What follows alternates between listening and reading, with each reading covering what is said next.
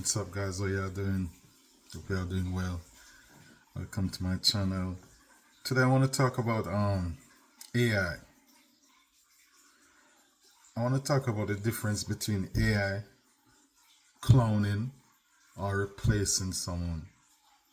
Because believe it or not, I think, in my opinion, I think there's literally clones walking around. I think there's literally people that are not human walking around with us without us knowing. And a lot of people don't even realize, or I should say, a lot of people can't tell the difference between AI, clone, or someone just being replaced. And same with me, I gotta put myself in that category as well. It's hard to differentiate.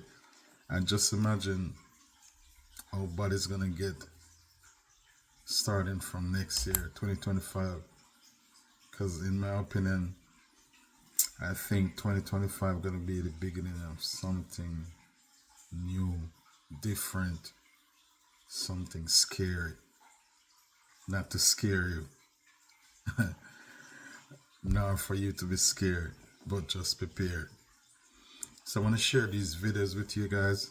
These videos are just to prick your brain, prick your mind, for you to think of the possibilities. So, tune in. To invest an estimated $1 trillion into artificial intelligence over the coming years. One company at the forefront of it all is Delphi, with the launch of their groundbreaking AI clones. The company offering users the ability to create digital versions of themselves, from company CEOs to YouTubers and celebrities, that can help manage the workload, from answering questions to sitting in on Zoom calls via a clone. Joining me now is the co-founder of Delphi, Dara Lajevardian, and making his first ever television appearance is Dara's AI clone. Dara, thank you for joining us. Dara's clone, thank you for joining us. Great to see you. Great to see you too. Thank you for having me. And I want to start by asking your clone a couple of questions, none of which have been sent to you in advance or your company before now. To Dara's clones, let me ask you what you believe the purpose or the uses of having a clone really is for.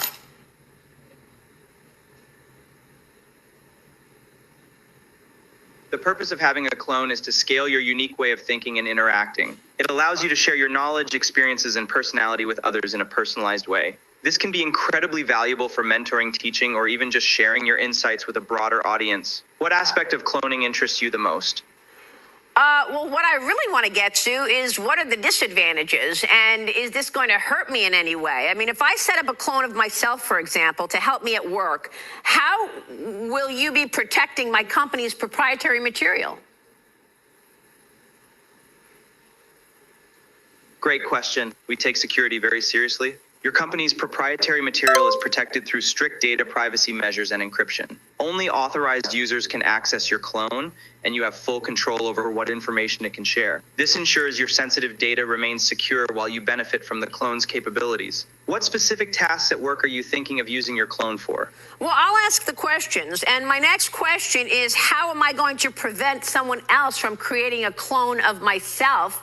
And how am I going to ensure that someone creating a clone of myself is not going to abuse it? We manually verify every user who signs up to create a clone by requiring a photo of them holding their ID. This ensures only you can create your clone. Unauthorized use results in a permanent ban. What specific tasks at work are you thinking of using your clone for? Well, let me ask you this. Let's say I have a clone of myself. How do I ensure that that clone is going to answer the questions that that clone is being asked as the way that I would want those questions answered? In other words, how well will that clone know me? Your clone will know you well because it learns from the content you provide. You can upload blog, posts, videos, and other materials that reflect your knowledge and style. Plus, you can engage in interactive Q&A sessions to fine-tune its responses. What kind of content would you start with? Well, I'm still researching this. Let me bring in the real Dara so that I could talk with you, Dara, and your thoughts on using a clone. Why would this be important, and why would I need this, Dara?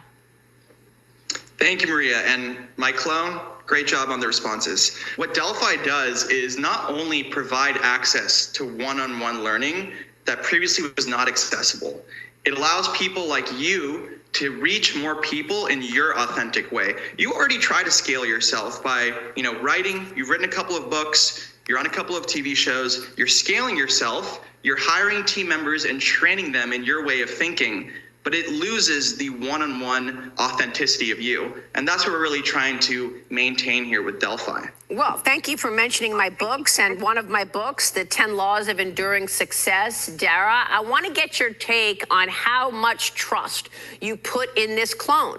In other words, are you sure that your clone is going to be answering questions and doing things the way you want them done? So we have a strictness score. And for now, if you want it to be completely safe, you would put it on the highest strictness, and it will only say things that it's trained on. The negatives of that is usually when you ask for advice or when you ask someone a question, you're really asking for applied information. So maybe I'm saying, what would you do in my situation? And that would require capturing your reasoning and applying that to my new situation. That is kind of the end goal of the company, that the clone can also be verifiably predictive of what you might say in new situations. Dara, and the real Dara, do you believe that in the coming years, most people will have their own clone, or most people will have a robot? I mean, are we going to a place where robots will be talking to robots, clones talking to clones, and eliminating humans? So the goal of Delphi is not automation, but rather augmentation. I think that humans will always opt to learn from and converse with real humans because there are experiences behind those humans. I don't fully buy the AI therapist that's going to help you with everything in your life because it lacks humanity. There's no experiences behind that. And so what clones do is actually give humans the scale of AI. AI is never stopping. It's generating 24/7. The internet is supposed to be 96% AI by 2026. But when you have a clone, you can reach that scale as a human and make sure that your specific words are out there reaching people. AI clone, are you expecting to take over the world? Do you expect most people will have clones and it will be a clone-dominated world? I don't expect clones to take over the world, but I do think they'll become a big part of it. I see. So the clone will outlive the human for sure. Yes, your clone can outlive you. It preserves your knowledge and personality, allowing future generations to learn from and interact with you. Imagine your great-great-grandkids building a relationship with you. What legacy would you want to leave? And it has many of us terrified. It's called human cloning. It will happen. And it will not be done for the best reasons. It will be done for all kinds of bizarre reasons, but be in no doubt that it will be done. I see it as just one more tool in the whole array of tools that we now have to help people have children. And I think that's a very, very important reason that cloning should be allowed. The battle has been joined, even as the first cloned baby remains a glimmer in the eye of scientists. After all, what we're talking about doing is making exact replicas of ourselves. Strictly speaking, it would be legal to clone me, for example, tomorrow. And this is the place it's most likely to happen, a leading IVF clinic outside of New York. Behind those walls, there are people with the technology, the ability, and the desire to genetically engineer human embryos, to be the first in the world to successfully clone a human being. There's no doubt that human beings will be cloned. Dr. Jacques Cohen, a leader in his field, simply needs the approval of his clinic's ethics committee to make history. So if I had the money, you had the permission, you could clone me tomorrow. Well, I wouldn't say tomorrow. It will take a year or two. We could clone you probably within 2 years. What you're seeing here is an actual cloning taking place at the research facility in Scotland that pioneered the technique. In theory, It's blindingly simple. Here, it's an animal. But just as easily, you can take a cell from a human. A scraping of skin will do. Then, get an egg from a female, remove the nucleus and fuse the two with a spark of electricity. And ta-da, you have an embryo. Implant the embryo in a woman, and 9 months later, you have a carbon copy of the person from whom the skin scraping was taken. What is wrong with me cloning me for a child? I'd feel sorry for your child. Your child is going to grow up with a tremendous emotional baggage of having to cope with you trying to live your life out again through her. I would feel sorry for a child like that. What happens to identity? What happens to personality? What happens to teenage rebellion when you're rebelling against yourself? When a parent says, you know, I can see you take after me. This is absolutely taking after. Looking at all aspects of gene technology, how we can take a gene from your body and put it into one of those goldfish. And make a very exciting goldfish. Well, Dr. Patrick Dixon, a bioethicist based in London, says human cloning is imminent, probably unstoppable, and most certainly wrong.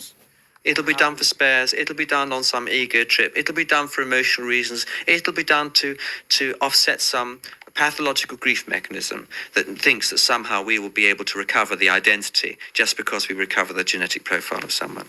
I can think of a number of cases where cloning would not just be acceptable, but the appropriate thing to do. In the race to be the first to clone a human, one of those barracking the loudest is Dr. Lee Silver, professor of molecular biology at Princeton University in America. I think that the important thing to realize is that there's nothing synthetic about cloning. We're taking, the people who will clone will be taking living cells and converting them into embryos that will become people someday. And it was revealed that they paid $1,000 for a meet and greet with Chris Brown. Some people were surprised at this, and there was some debate as to, whether people felt it was worth it or, is that a little too much? He's the real Chris Brown, and he's not allowed to get on stage. That's the only way he can make his money. So you feel like that was like a lookalike that did that? Do I feel like it was a lookalike in Chris Brown's body? Okay. No, Chris Brown is not that. It's just the same. It's the same thing with Kanye, bro. Chris Brown is not Chris Brown on stage. You know what I'm saying? Like, it's not Chris Brown on stage, bro. That's not Chris. So that wasn't Chris that did that? Hell no, that wasn't Chris. No, that wasn't Chris that was on stage. Chris Brown is the one that's he getting paid, nigga, any way he can to see if it's gonna go over, and it's going over well. Don't nobody know the difference. Private AI tech company secretly replacing people with AI clones so lifelike that no one even realizes their loved ones are gone. A highly secretive AI company called VoxSynth has developed technology that can replicate someone's voice, mannerisms, and even personality with chilling accuracy. They aren't just making voice assistants or deep fakes. This company is abducting real people, using them as templates to create AI versions of them that seamlessly take over their lives, leaving family, friends, and colleagues completely unaware. VoxSynth targets individuals who live alone, who have minimal social connections or travel often, people whose disappearance could be quietly covered up. Once someone is taken, the company's AI engineers create an AI clone that replicates the person's voice and personality so well that it can hold phone conversations and send texts to family and friends without raising suspicion. The AI persona tells everyone that they're simply relocating for a new job or traveling somewhere remote, and ensuring no one questions their absence. Looks like a mask. Like, that doesn't even look like a real person. It's giving uncanny valley vibes, like, for real. Because that's P. Diddy. Where are all his freckles and moles? There's not even light in these eyes. It really looks like a mask. Again, like, that is not the same person. It looks a lot like him. Yeah, I agree. I don't think that's him. This happened with Kanye